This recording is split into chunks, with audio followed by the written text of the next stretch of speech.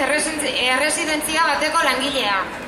Azken 6 hilabetetan, erresidentziatako langileak hainbat greba egun eta mobilizazio egin ditugu.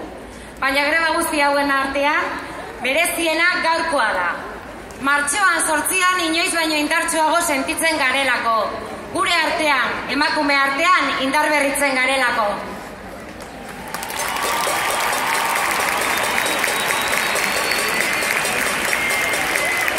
Gaur, martxoak 8, erresidentziatako emakumeok mugimendu feministen deialdira gehitu gara, eta zuen alboan gogor borrokatuko dugu, emakume bezala.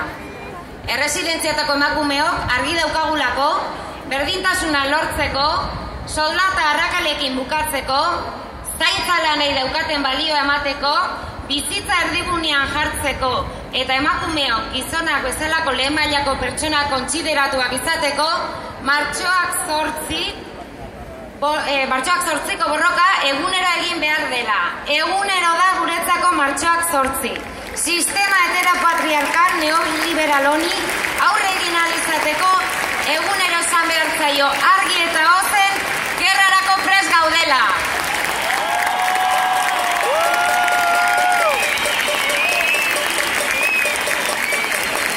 Gaur hemen gaudenok greba feministari gure atxikimendua adierazten diogunok, beste gauzen artean indarkeriari, parekidetasunezari, prekarietateari, lanen sexuaren araberako banaketari, kontsumo ereduari eta bar aurre egiteko etorri gara. Zergaitik izendatzen ditut beste hainbat borroken artean hauek? Guk, erresidentziatako borrokarekin, gure egunerokotasunean argi eta garbi interpelatzen ditugun borrokak direlako. Oso kontziente garelako, alde batetik, etxeko lan eta zaintzak emakumeok doainik egiten sistema honen sostengua bihurtu gaituztela.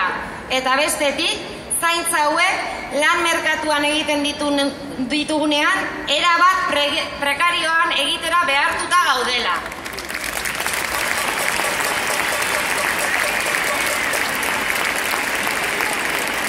Gu, erresidentziatako langilea, zuek bezala, sistema patriarkal neoliberal honek sortzen dituen diskriminazio eta indarkeri egituratuaren adibide argi bagara.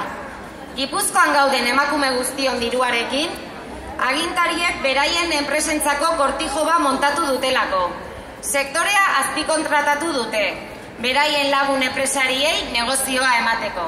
Baina beraien laguntxoen patrikak diru bete alizateko gure lana esplotatu behar dute, esprimitu nahi gaituzte, eta gure erabiltzaileei geroz eta arreta okerragoa eman, orduan eta irabazi gehiago dituzte.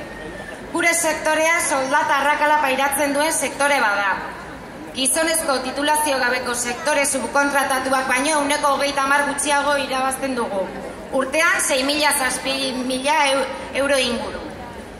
Erabiltzaileak gure zarrak dira, langileak, gu geu emakumea gara, eta lana zaintza da, bizitza zaintzea da.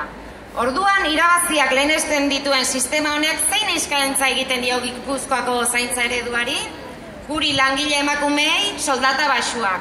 Total, emakume badaukagu gizon batetxean benetako soldata atera emango duena, bigarren mailako langileentza gaituzte.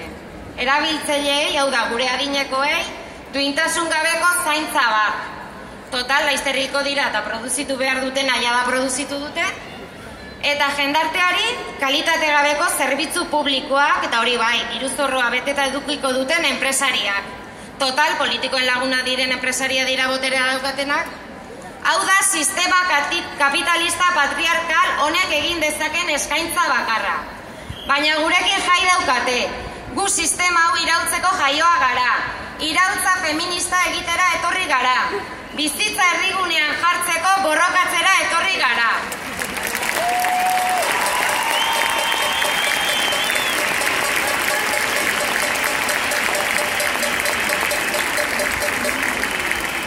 Argi eduki bezatela gurekin ezingo dutela. Gu gara gure bizitzaren protagonistak, gure borroken protagonistak. Eta irabazi arte egongo gara jotake.